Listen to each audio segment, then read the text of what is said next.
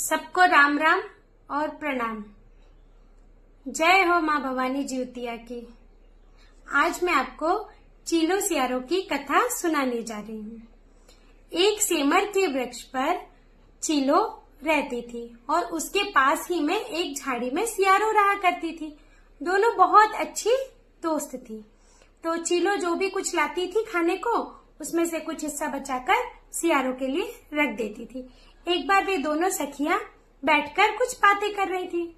उन्होंने पास ही में देखा कुछ स्त्रियां जिउतिया व्रत की तैयारी कर रही हैं और उसकी पूजा वगैरह, कथा वगैरह सुन रही हैं और उसकी पूजा कर रही, विधिवत पूजन कर रही हैं। तो चीलो सियारों ने निश्चय किया कि वे भी इस व्रत को करेंगी। तो चीलो और सियारो दोनों ने यह व्रत पूर्ण निष्ठा और श्रद्धा से किया। पूरा दिन भूखे प्यासे रहे, चीलो अपने पेड़ पर और सियारो अपनी झाड़ियों में। परंतु सियारो से रहा नहीं गया। अंत में उन्हें बहुत भूख लगी। उन्होंने क्या किया, धीरे से जाकर कुछ हड्डियां ले आई और मांस के टुकड़े ले आई और खाने लगी। तो जब हड्डियां बजने लगी तो चीलो को पेड़ पर से सुनाई दिया, चर चर कड़ कड़ की आवाज सुनाई देने लगी। तो चीलो ने बोला, बहन सियारो, तुम कहीं कुछ खा तो नहीं रही हो ना? तो सियारो ने कहा, ना ना बहना, भूख के मारे इस करवट होती हूँ तो हड्डी बजती है, इस करवट होती हूँ तो चर हड्डी बजती है, उसी की आवाज आ रही है। तो चीलो ने बहुत अच्छे से अपना व्रत पूर्ण किया, परंतु सियारो भूख बर्दाश्त न कर पाई और उन्होंने बीच में ही अपना व्रत तोड़ दिया। तो अगले जन्म में चीलो और सियारो ने दो बहनों के रूप में जन्म लिया और दोनों का विवाह एक राजघराने में हुआ। एक का राजा से हुआ, चीलो का राजा से और सियारो का मंत्री से।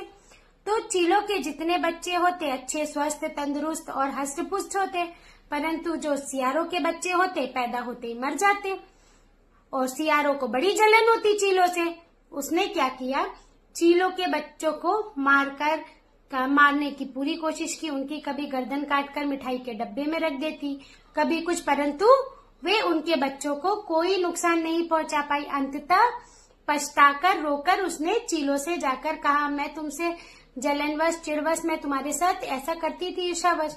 तो चीलो ने कहा, पूर्व जन्म में तुम्हारे किए गए कृत्यों का परिणाम है ये। अगर तुम अच्छे से जिउतिया का व्रत करती तो आज तुम्हारे भी बच्चे स्वस्थ होते। चीलो ने कहा, कोई बात नहीं, जिउतिया माई बहुत ही दयालु और परोपकारी हैं, तो तुम ऐसा करो, अपने पूर्व कृत्य की क्षमा मांगकर और इस जन्म में फिर से माता जिउतिया का व्रत रखो।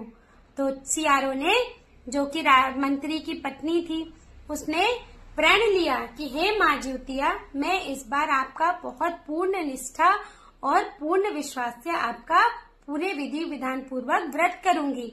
इस तरह से उसने माता का व्रत किया।